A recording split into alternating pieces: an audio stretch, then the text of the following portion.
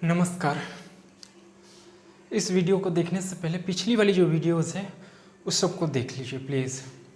क्रम से देखिए, चीज़ें अच्छी तरह समझ में आएंगी। और नोट्स बना लीजिए, नोट्स बनी रहेगी वो आपकी संपत्ति हो जाएगी। ठीक है, अभी हम महत्वपूर्ण आर्टिकल्स पढ़ रहे हैं, नहीं महत्वपूर्ण अनुच्छेद जो है हमारे उस पर चर्चा हो रही है। ठीक है,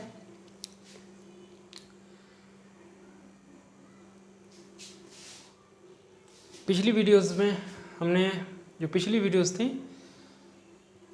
उसमें राज्य के नीति निर्देशक तत्व, जो राज्य के नीति निर्देशक जो थे फंडामेंटल राइट्स, उससे भी पहले उसके बाद कुछ महत्वपूर्ण आर्टिकल्स उसमें हमने उपराष्ट्रपति तक पढ़े थे, जाने थे।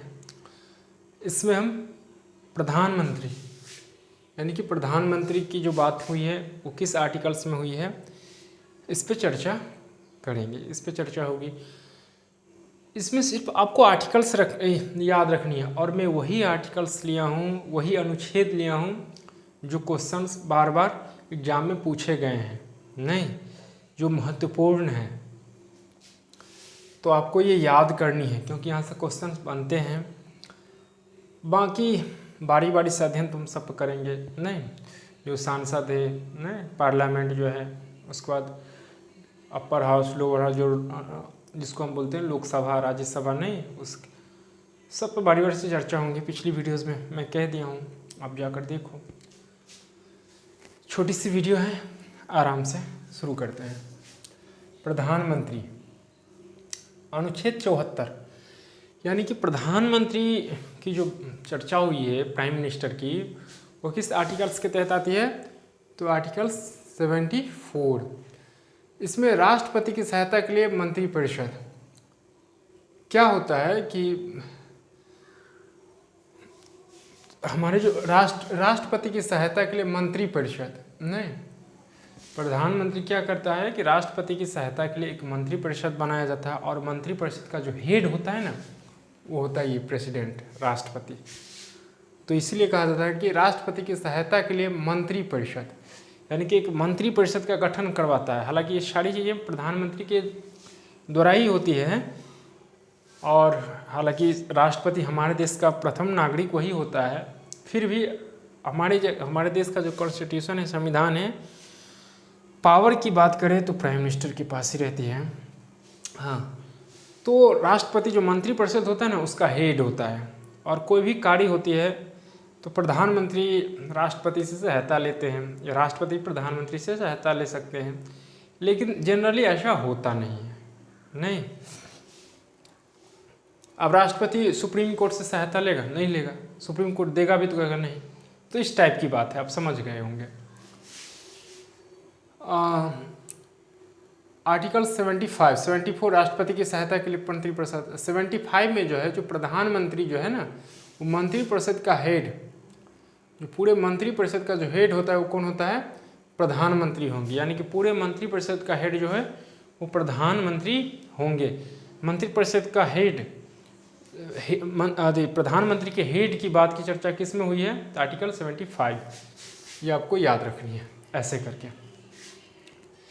2-3 बार देखोगे। देखिए ये दिखने में भारी लग रही है, छोटी छोटी मैं वीडियोस बना रहा हूँ इसीलिए कि आपको उतना भार न लगे, बोझ न लगे, बाप रे इतना बड़ा। अरे देखने में वैसे है, कोई भी चीज़ आप करोगे ना तो ईजी हो जाती है। जितना बड़ा लगेगा देखने में ना उसको और करो, नहीं वो छोटी हो जाएगी, आपके सामने छोटी हो जाएगी वो। तो दिखने में ये सब लग रही है कि बाप रे इतनी बड़ी बड़ी है, कैसे याद होगी, लेकिन ये यकीन मानिए आप करोगे ना तो जल्दी ही हो जाती है और छोटी लगने लगती है।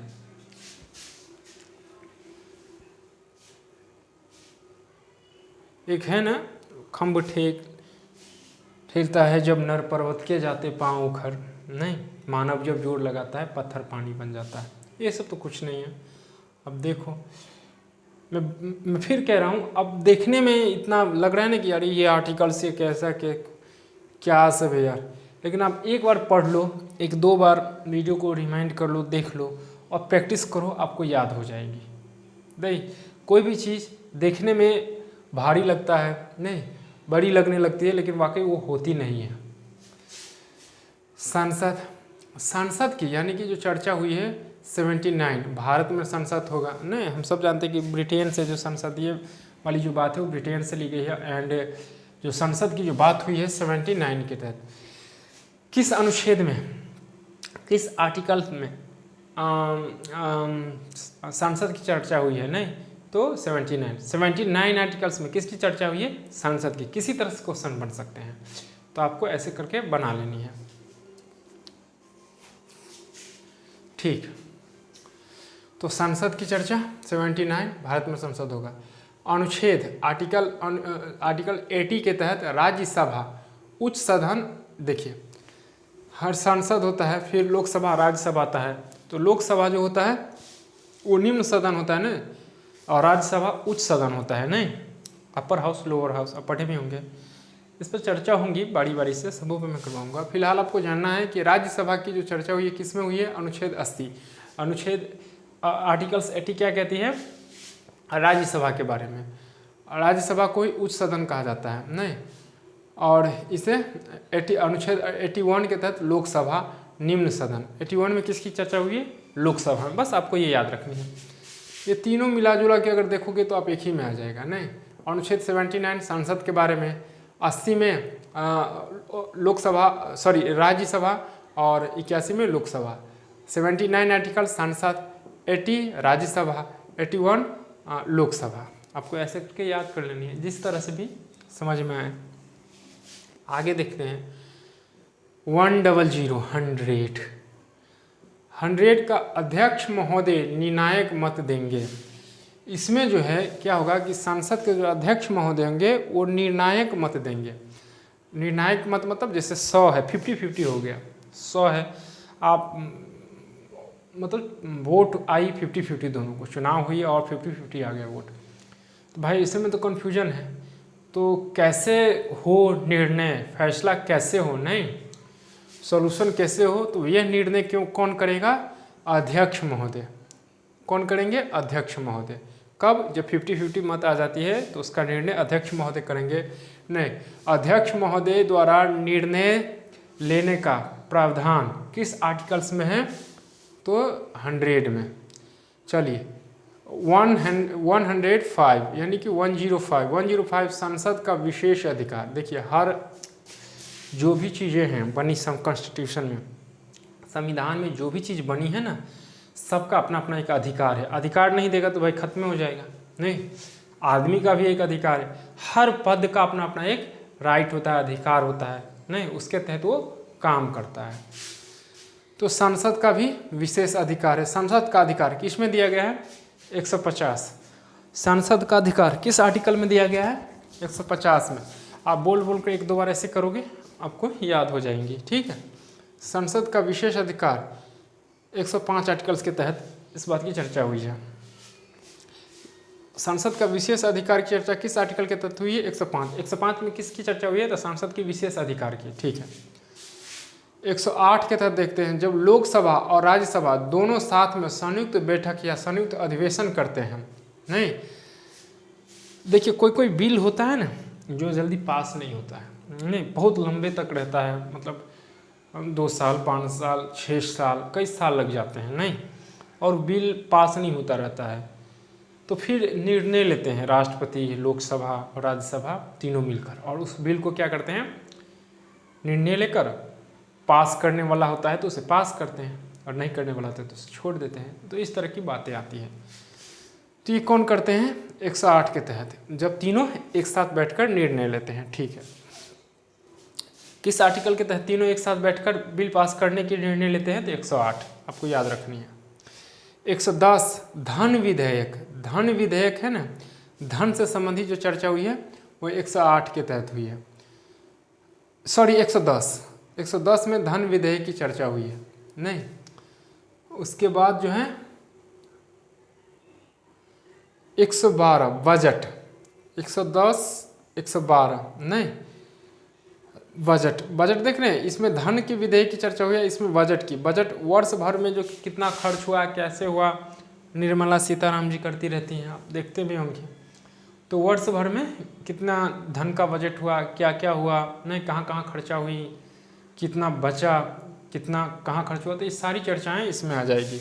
बजट के आपको ये याद नहीं रखनी है, आपको यही आपको समझनी है डायरेक्टली कि बजट की जो चर्चा हुई है किस में हुई है, तो 112 के तहत, यानी कि 112 के तहत बजट 112 आर्टिकल्स बजट के बारे में बताती है।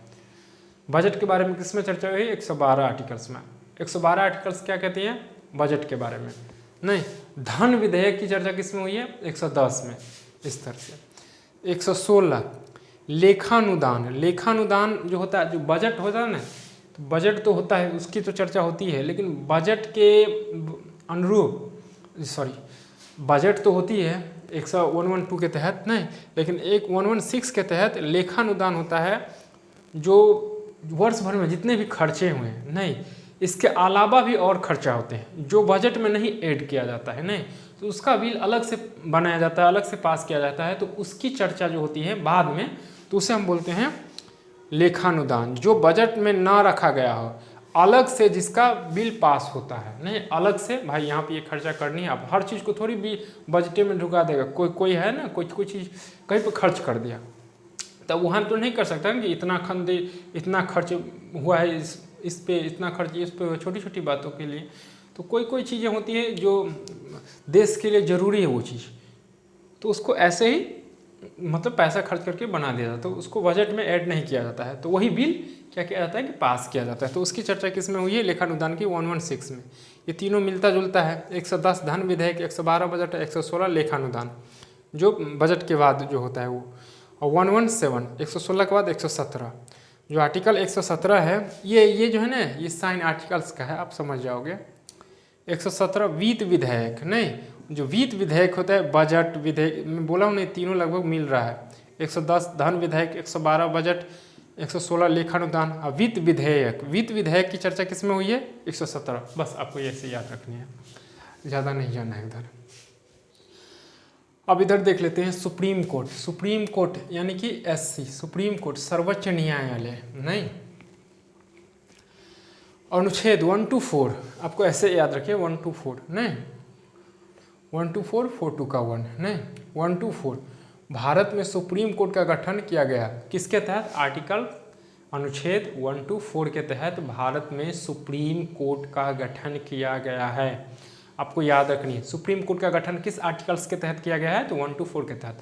124 आर्टिकल्स में किसके बारे में दिया है, या अनुच्छेद 124 में किसके बारे में दिया गया है, तो क्या बोलते हैं उसको, सुप्रीम कोर्ट के बारे में, किसके बारे में चर्चा हुई है, भारत में सुप्रीम कोर्ट के बारे में, गठन के बारे में। 124 में सुप्रीम कोर्ट का गठन हुआ है। सुप्रीम कोर्ट के गठन के बारे में किस में चर्चा हुई है, 124 में। आपको ये याद हो जाएगी, इतना मैं बोला हूँ। अनुच्छेद 131 मूल आरंभिक अधिकार या क्षेत्र का अधिकार। अब सुप्रीम कोर्ट 124 के तहत गठन तो कर दिया गया, नहीं, अब सुप्रीम कोर्ट का भी कुछ अधिकार है। मैं पहले कहा हूँ कि हर पद का अपना जो है अधिकार होता है, तो सुप्रीम कोर्ट का भी अधिकार है। 131 के तहत सुप्रीम कोर्ट मूल आरंभिक अधिकार या क्षेत्र अधिकार है, यानी कि मूल जो है उसका अधिकार है, और जो उस क्षेत्र का जो है अधिकार है सुप्रीम कोर्ट का, कि ऐसा आप समझिए कि किसी भी चीज़ को दोबारा बुला सकते हैं। कोई ऐसा काम है जो मतलब हो गया, और फिर ज़रूरत पड़ी, तो वहाँ के क्षेत्र के, चाहे कहीं भी क्षेत्र के कोई भी चीज़ हो, तो उसको दोबारा ले सकता है। ऐसे आप इसको समझिए।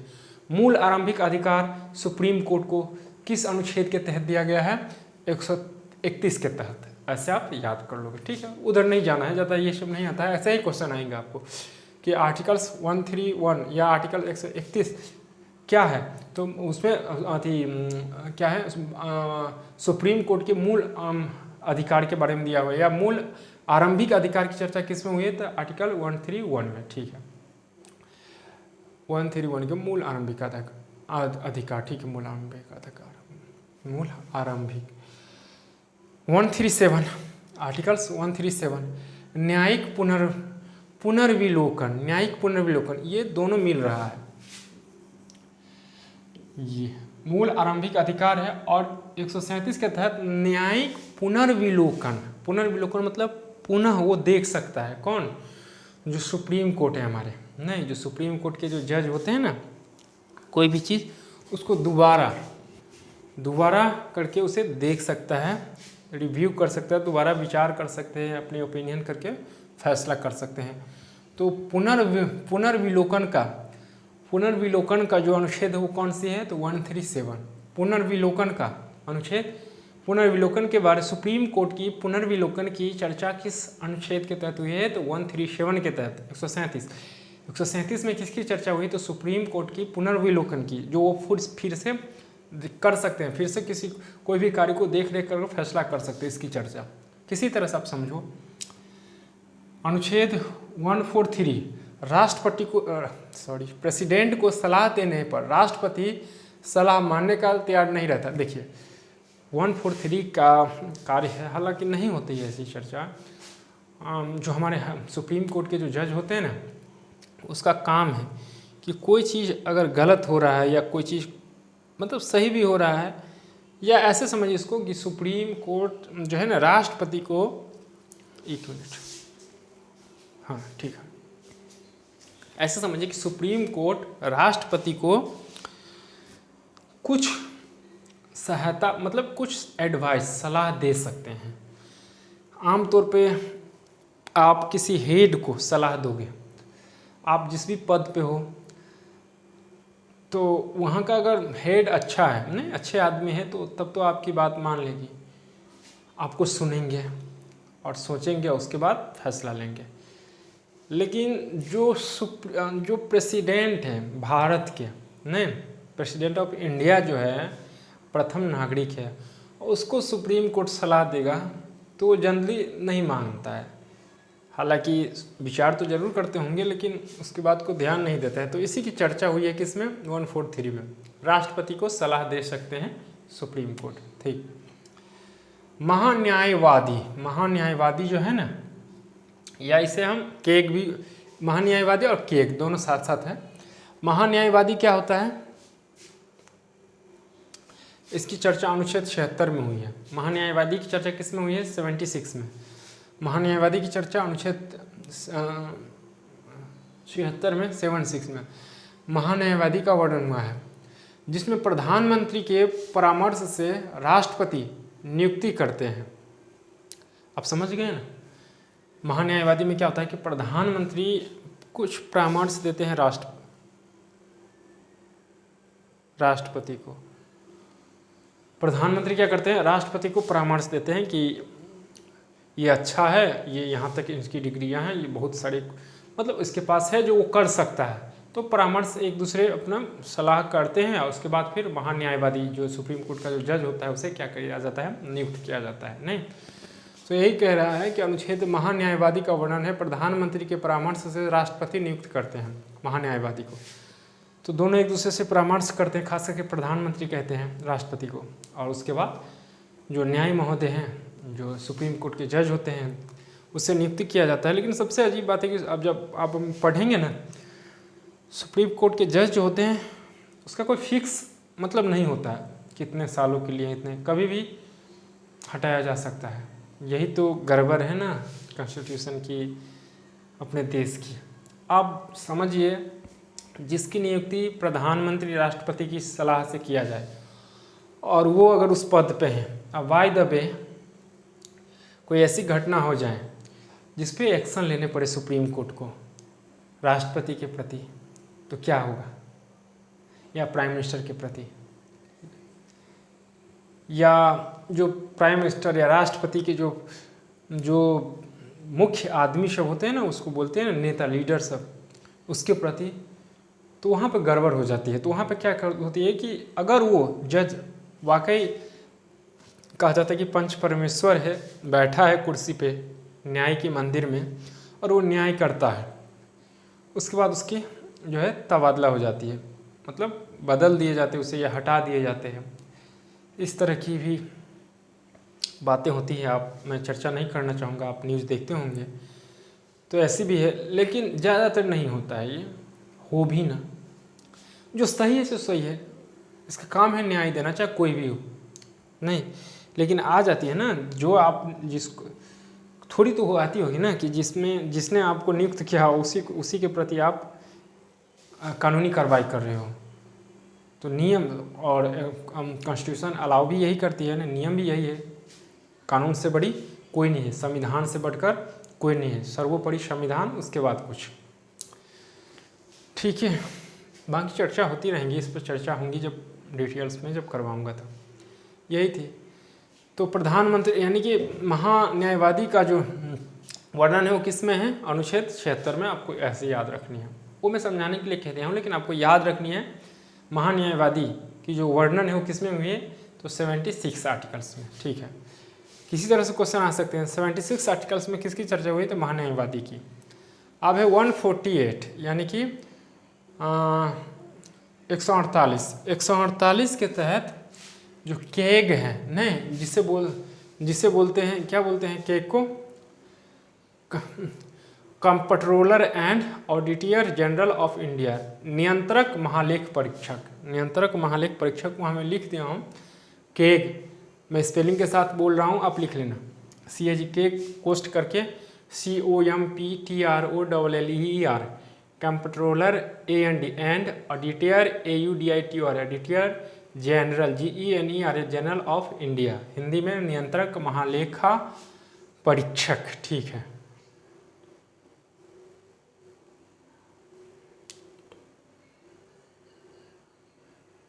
तो केग क्या होता है?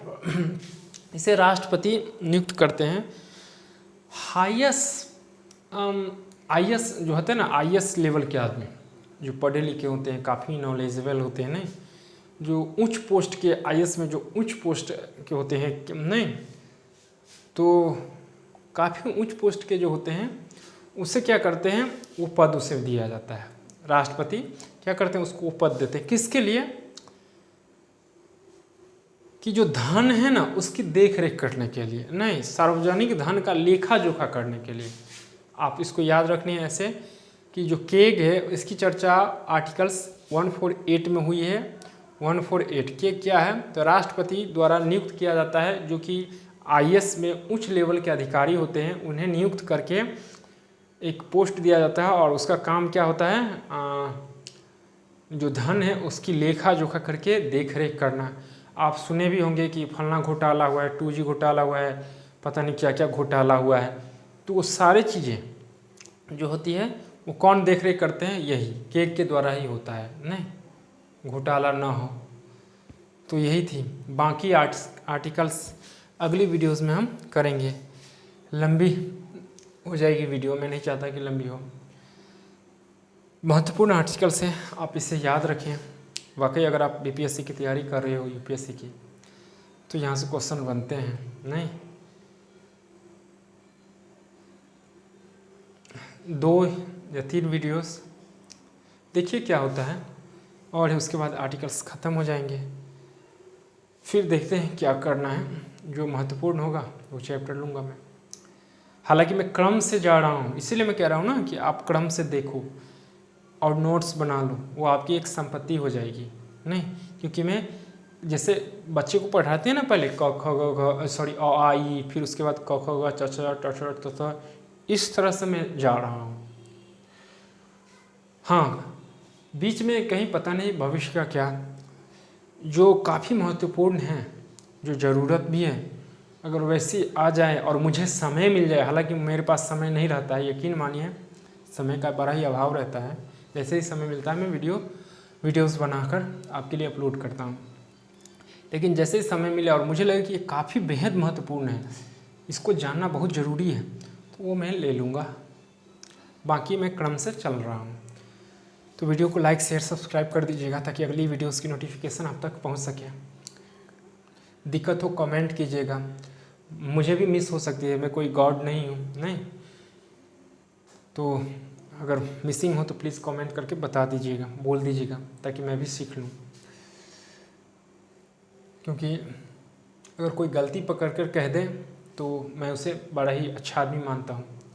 क्योंकि अगर अगर वो पकड़ लिया और मुझे बोल दिया तो मैं आगे से गलती नहीं करूँगा, गलती नहीं होगी, नहीं तो पता नहीं वो कब तक होगी। तो गलतियाँ अगर हो तो प्लीज़ उसको कमेंट बॉक्स में लिख दीजिएगा, वीडियो को शेयर कीजिएगा ताकि दूसरे को भी लाभ मिले। तो मिलते हैं अगली वीडियोज़ में। नमस्कार।